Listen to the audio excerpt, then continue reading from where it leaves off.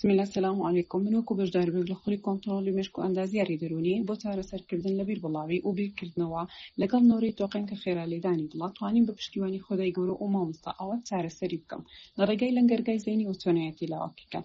ئێستا زۆر باشتر دەتوانم کۆنتڕۆڵی مێشکم بکەم چونکە ئەزانم دەرونی ئینسان چۆن کار دەکات. ڕێگای چارەسەر بەهێڵی کات کە ئەمیان زۆر ناوازە بوو هەموو ئەوەی دەخوێنرێت لە خولەکە شتانێکی نوێن تازە پێیان ئاشنا دەبی دووبارە نین.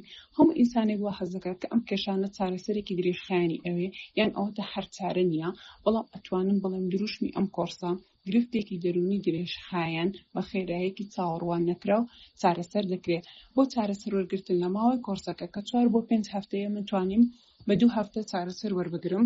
بەشدار بوو ئەبێ بەردەوام بێت لەسەر ڕێنماییەکانی مامۆستا، ئەگەرنە هیچ ئینسانێک سوود نابینێ لەوەی کە بەس بزانێتن و کاری پێنەکە.